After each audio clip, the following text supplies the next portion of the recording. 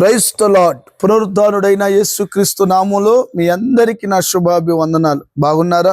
యేసయ్య మీ అందరినీ ఆశీర్వదించును గాక. అనుదిన వాత్సల్యతను నేటి వాక్య ధ్యానాంశాన్ని ఈ ఉదయకాలం ధ్యానించుకుందాం రండి.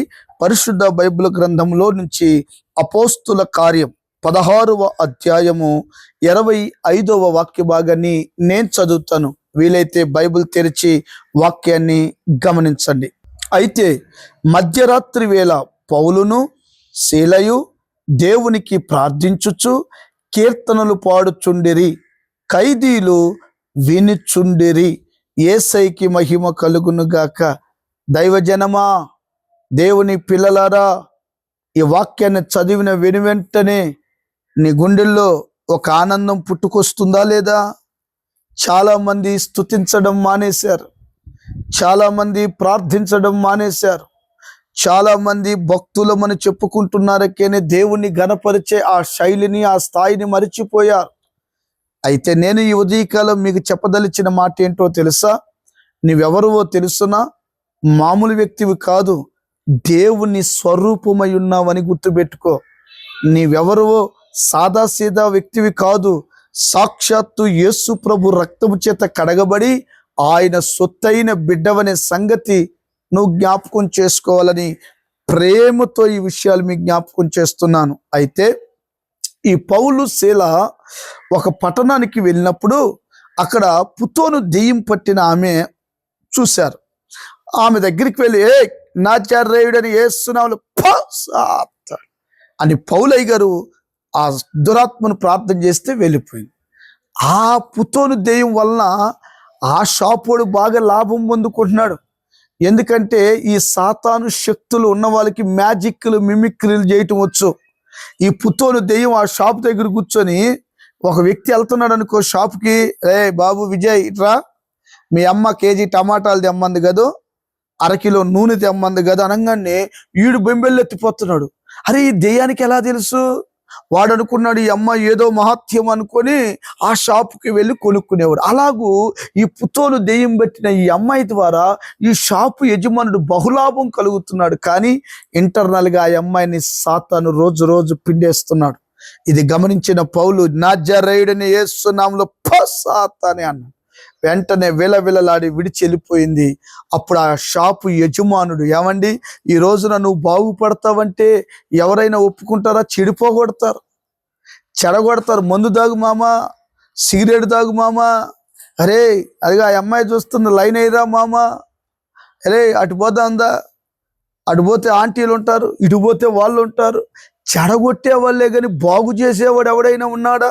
నేను ప్రకటిస్తున్న యేసు ప్రభు పాడైన వాటిని బాగు చేయడానికి భూమి మీదకి దిగి వచ్చాడు. ఆమేన్. ఈ పౌలు గారు కూడా అదే ఆత్మ అభిషేకం కలిగిన వాడు గనుక ఆ దురాత్మను వెళ్ళగొడితే ఆ షాపు యజమానుడు ఏం చేశాడో తెలుసా? అరే బాబు ఇటు రాండి, ఇజ్జుడు ఈడెవడో వచ్చి పౌలంట, వీడు మన కులాన్ని, మతాన్ని తారుమారు చేస్తున్నాడని వారి మీద కోపాన్ని రేపినప్పుడు, ఇప్పుడు చూడండి ఎక్కడికని వెళ్ళి స్వార్థ ప్రకటిస్తుంటే 10 మంది దుమ్మెత్తిపోస్తున్నారు. మంచి చెబుతుంటే వినేవాడు ఉన్నారా? ఆ రోజుల్లోనే ఉంది. మనం భయపడాల్సిన అవసరం ఏమీ లేదు. ఏవండి, అప్పుడు పౌలును శీలనంట 2 కాళ్ళను కట్టుకొని ఈడ్చుకొని తీసుకొని వెళ్ళి చెరసాలలో పడేశారు. ఎప్పుడైతే చెరసాల్లో పడేసినప్పుడు ఈ ఒళ్ళంతా గాయాలు, తల పగిలిపోయి రక్తాలు కారుతుంటే ఆ సుహ కోల్పోయి పడుకున్నారు. మధ్యరాత్రి మెల్లిగా మెలకు వచ్చింది. ఎలా బొండ వేసి బిగిస్తారో తెలుసా? ఇదిగో ఇలాగుంటది ఒక గోడ, దానికి బొక్కలు ఉంటాయి, కాళ్ళు లోపల పెట్టి బొండ వేసి బిగిస్తారు.